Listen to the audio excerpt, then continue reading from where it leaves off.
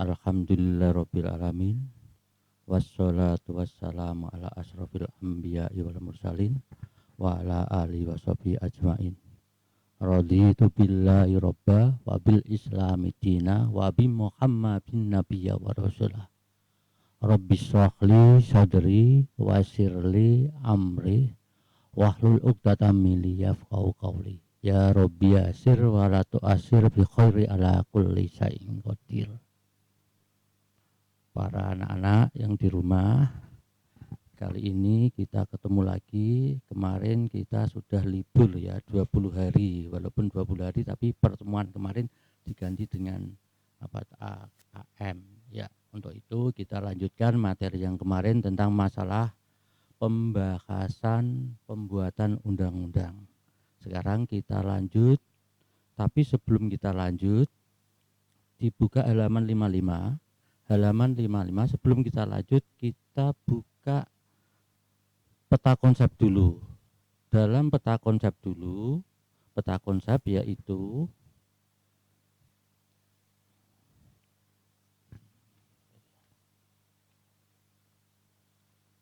dalam bab 1, kedudukan dan fungsi Pancasila, status Pancasila dan kegunaan Pancasila. Bab yang kedua, Undang-Undang Dasar Negara Republik Indonesia 1945 terkenal dengan negara NRI. Yang ketiga yaitu bab yang terakhir ini, yaitu peraturan perundang-undangan. Nah, kemarin kita sudah membahas tentang pembuatan undang-undang. Siapa yang membuat undang-undang, siapa yang mengesahkan, siapa yang mentaatinya. Sekarang kita ke peraturan perundang-undangan. Sebelum itu kamu buka halaman 55, menampilkan sikap sesuai dengan peraturan undang-undang. Bisa dilihat di situ halaman 55, yaitu membiasakan mentaati peraturan perundang-undangan di lingkungan kamu berada. Lingkungan kamu berada pertama yaitu di lingkungan keluarga, di lingkungan madrasah, di lingkungan masyarakat maupun di lingkungan pemerintah. Ini membiasakan kita harus sesuai dengan undang-undang. Kita mengarah ke bab yang peraturan perundang-undangan. Apa sih undang-undang? Dalam hal ini yang kita bicarakan yaitu undang-undang nasional. Kalau kita berbicara undang-undang nasional, kita berbicara 3 hal, yaitu hakikat undang-undang, proses pembuatannya, kemarin sudah kita bahas, dan mentaatinya. Hakikat undang-undang yaitu pentingnya aturan mengatur kehidupan berbangsa dan bernegara atau bermasyarakat. Nah, hakikat undang-undang ini artinya untuk mengatur kehidupan bernegara dan berbangsa. Pentingnya undang-undang yaitu untuk jaminan kepastian hukum, melindungi hak warga negara, memberi rasa adil, dan menciptakan ketertiban, ketentraman. Ini pentingnya undang-undang. Adapun urut-urutannya kemarin sudah ada, yaitu TAP MPR, terus langsung Undang-Undang Nomor 24. Ya, proses pembuatannya kemarin sudah dibahas, yaitu tentang masalah penyiapan undang-undang. Ya, dilanjut. Makna semangat dan komitmen dalam koleksi mengatur undang-undang atau dalam hal NKRI, Negara Kesatuan Republik Indonesia. Semangat NKRI, Negara Republik Indonesia. Di sini peraturan undang-undang dalam hal ini yaitu kita langsung mentaatinya. Siapa yang membuat? Yaitu arti pembuatan yang membuat tadi kemarin sudah bab 2. Cara mentaatinya yaitu ada alasannya. Mentaatinya, alasan kenapa undang-undang harus ditaati agar hidup kita bisa harmonis, seimbang dan selaras dalam kehidupan bersama masyarakat. Wujudnya apa? Wujudnya bisa tata tertib, undang-undang lalu lintas, pembayaran pajak, memakai hak pilih, undang-undang agraria, undang-undang pengajaran, pendidikan, dan lain sebagainya. Ya. Perundang-undangan ini pun ada yang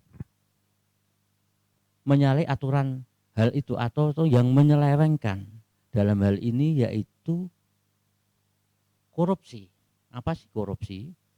Yaitu dalam arti macamnya korupsi transit atau integritas, pemberantasan instrumen anti korupsi. Kita terlalu luas nanti. Kita nanti terlalu luas. Ini aja kita lihat.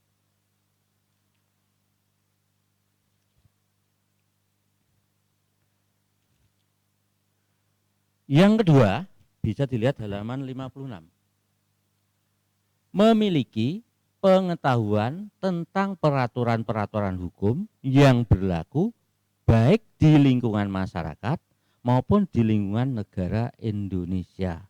Misalnya, perilaku yang paham dan tahu bahwa orang yang boleh mengendari sepeda motor adalah orang-orang yang sudah memiliki SIM. Apabila tidak memiliki SIM, tidak berkendara, boleh tapi membonceng. Ini yang kedua, atau B, bisa dilihat halaman 56. Memiliki pengetahuan tentang peraturan hukum, artinya tidak hanya sekedar tahu tapi mengetahui peraturan itu. Misalnya orang yang selalu taat membayar pajak karena apabila tidak membayar maka akan dikenakan sanksi. Ketiga, memiliki sikap perilaku positif terhadap peraturan-peraturan hukum. Mewujudkan perilaku sesuai dengan apa yang diharuskan oleh peraturan perundang-undangan yang berlaku, sikap patuh terhadap peraturan yang dapat diwujudkan dalam berbagai lingkungan. Tadi saya terangkan lingkungan yang pertama yaitu lingkungan keluarga, lingkungan masyarakat, lingkungan sekolah atau madrasah, lingkungan berbangsa dan bernegara. Itulah menjalankan sikap perilaku kita menjalankan dalam undang-undang. Bagaimana kita membiasakan undang-undang? Kalau kita dalam contoh di sini halaman 56, yaitu bahwa angka kematian Indonesia banyak disebabkan adanya kecelakaan lalu lintas. Bahwa kasus kecelakaan lalu lintas disebabkan adalah ketidakpatuhan pengendara terhadap peraturan seperti kebut-kebutan, berkendara tanpa menggunakan helm, melanggar rambu-rambu lalu lintas, atau mungkin belum usia berkendara lalu lintas atau belum memiliki SIM izin resmi dari pemerintah. Angka kecelakaan tersebut selalu bertambah apabila sikap pengendara tidak ada perubahan kebiasaan yang negatif pengendara merugikan diri sendiri maupun orang lain pengendara. Lalu bagaimana agar mengurangi kecelakaan lalu lintas? Salah satu cara yaitu mengubah pengendara sikap membiasakan perilaku tertib, berlalu lintas. Nah, berarti kita harus perilaku tertib berlalu lintas. Apa perilaku tertib berlalu lintas? Satu, teratur dalam berkendara di jalan, mematuhi peraturan, rambu-rambu lalu lintas yang ada dalam menggunakan motor. Jangan memenuhi kapasitas, sebab ada targetnya kapasitas kendaraan, walaupun itu bisa dan muat dan tidak apa-apa, tapi ada kapasitasnya. Yang keempat, memakai helm agar tidak terjadi apa-apa dikala jatuh. Memiliki surat izin mengemudi ini termasuk resmi dari pemerintah, walaupun bisa lihai, tapi kalau mengendaranya di jalan raya tanpa membawa SIM maupun tidak punya SIM sama saja tidak punya SIM. Sebab surat izin mengemudi ini syaratnya harus dibawa. Kalau tidak dibawa walaupun punya, ini sama dengan tidak punya. Lah, kalau di lapangan gimana? Di lapangan tidak ada masalah. Polisi lalu lintas tidak berhak untuk menilang orang yang mengendarai di arena dan juara atau di lapangan. Makanya di situ ada masalah. Kalau di daerah Jepara itu pernah terjadi apa itu namanya trek-trekan anak kecil ya, kira-kira antara 5 tahunan itu, yang sepeda motornya 35 cc itu dibuat dari mesin pemotong rumput. Nah, ini tidak apa-apa ini, sebab di lapangan, sebab di jalan resmi lalu lintas itu wajib memenuhi syarat-syarat standar. Ini salah satu program pemerintah, dan ini apabila melanggar juga kena sanksi. Ini aturan peraturan undang-undang yang sudah dibakukan dan harus mentaati. Siapa yang mentaati? Yaitu warga negara, aparat negara. Ya.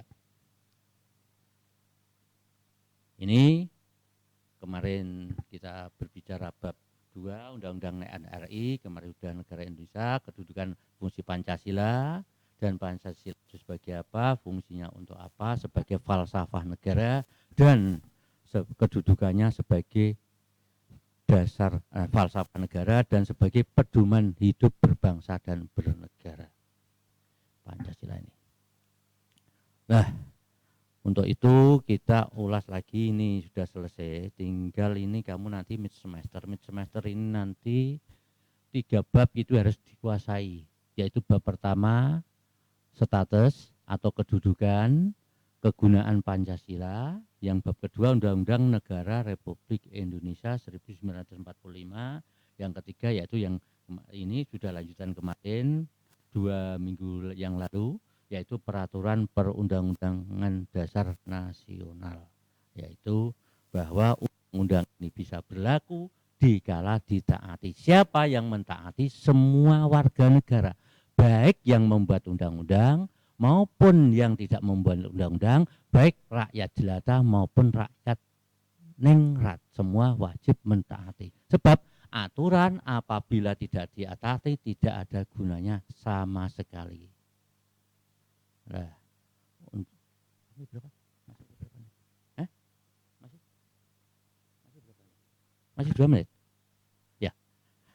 Sampai saya di sini dulu. Apabila ada pertanyaan nanti, kalau yang tanya jangan yang menyimpang-nyimpang ya. Kemarin ada undang-undangan itu yang sesuai dengan materi, sebab nanti yang ditanyakan ini yang sesuai dengan materi. Ya. Sekian, moga-moga bermanfaat dan barokah dan Allah meridhoi. Amin. Allahumma amin. Sekian. Assalamualaikum warahmatullahi wabarakatuh. Waalaikumsalam warahmatullahi wabarakatuh. Demikian pemaparan materi PKN dari beliau DRS Hamzah. Apabila ada pertanyaan silakan langsung saja diketik di kolom chat atau bisa melalui resen secara langsung. Silakan.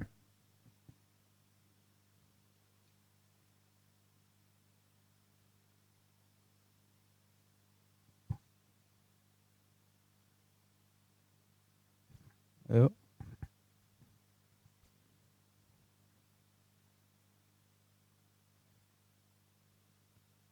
Ada, kita lanjutkan. Kalau tidak ada tambahan. Ya. Kalau nggak ada, silakan Bapak. Iya. Kalau ada tambahan. Ingat ya, 4 pilar Pancasila ini, yang ingat-ingat bukan kelas 8, kelas 7, kelas 8, kelas 9 harus ingat. Apa yang diingat? Pertama, 4 pilar dengan singkatan PBNU, yaitu Bhinneka Tunggal Ika, Pancasila. Yang pertama yaitu Pancasila, B-nya itu Bhinneka Tunggal Ika, N-nya itu NKRI, U itu Undang-Undang 4 Dasar 45. Ya, di samping itu kita harus ingat di samping Pancasila, ini ada orang yang disuruh menghafalkan Pancasila gara-gara tidak pakai masker. Ini lagi rame-ramenya orang menggunakan Pancasila ketika tidak pakai masker. Lah itu mosok anak sekolah Pancasila tidak hafal. Itu harus diingat, Pancasila 1 ketuhanan yang Maha Esa, 2 kemanusiaan yang adil dan beradab, 3 persatuan Indonesia, 4 kerakyatan yang dipimpin oleh hikmat kebijaksanaan dalam permusyawaratan perwakilan. Di samping itu kita harus ingat inti pembukaan UUD 45, yaitu ada 4 alinea. 1, diingat-ingat, itu tidak usah beli buku kalau sudah ingat, yaitu 1, penjajahan di muka bumi ini tidak berberi kemanusiaan, untuk itu dihilangkan dan dihapus. Yang 2 yaitu puncak perjuangan bangsa Indonesia meraih kemerdekaan. Yang 3 yaitu atas berkah rahmat Allah yang Maha Kuasa kemerdekaan diperoleh. Yang keempat, negara Indonesia berdasarkan falsafah Pancasila dan Undang-Undang Dasar 45. Intinya Pancasila dan Undang-Undang Dasar 45 tidak bisa dipisahkan, yaitu 2 sejoli. Sekian, moga-moga bermanfaat. Assalamualaikum warahmatullahi wabarakatuh. Waalaikumsalam warahmatullahi wabarakatuh. Demikian pembelajaran PKN